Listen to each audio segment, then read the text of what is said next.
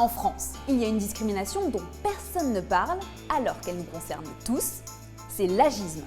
Autrement dit, la discrimination liée à l'âge. Bah Linda, qu'est-ce que tu fais là? T'es pas encore à la retraite?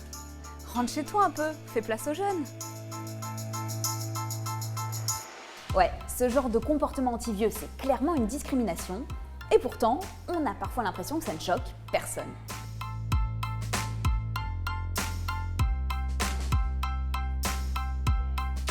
En moyenne, une personne de plus de 50 ans met 540 jours à retrouver un emploi, c'est plus du double par rapport aux personnes qui ont entre 35 et 49 ans.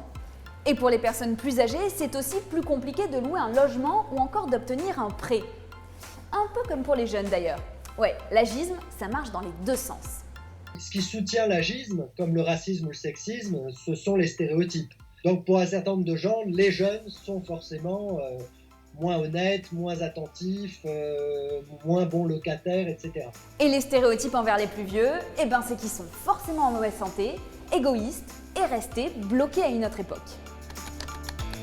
Ah mais j'y comprends rien ce Minitel, c'est quoi ça? Et on trouve de l'agisme partout, même dans les aides publiques. Par exemple, une personne est moins indemnisée si elle a un accident grave après 60 ans. Vous prenez une voiture avec deux frères dedans, l'un de 59 ans et l'un de 61 ans. Ils ont un accident, les deux se retrouvent en fauteuil roulant. Le frère de 59 ans à droite est considéré comme un adulte handicapé, alors que le frère de 61 ans est considéré comme une personne âgée dépendante. Et là, les aides sont plafonnées. Donc ça veut dire quoi? Ça veut dire qu'avant 60 ans, une personne elle a des besoins, mais que soudain, à 61 ans, c'est terminé et elle peut rester à rien faire dans son fauteuil roulant? Et d'ailleurs, cette catégorie des plus de 60 ans, est-ce qu'elle a vraiment un sens? Parce qu'elle est très large. On peut faire référence à quelqu'un de 60 ans comme à quelqu'un qui a 100 ans. C'est pas du tout pareil. We have this idea that, for example, that everyone in a retirement home is the same age. We think that that's old as the single thing when they can span 4 decades. Imagine, we would never think that way about a group of people from age 20 to 40 or 60. Et le résultat de tous ces préjugés alors, c'est quoi? C'est qu'on passe toute notre vie à avoir peur de vieillir.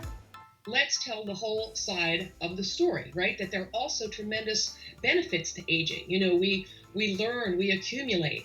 I wouldn't move the needle back one day because I am the product of all these experiences, right? So aging is also additive and enriching. Et c'est important de s'en souvenir parce qu'on peut aussi être victime de son propre agisme.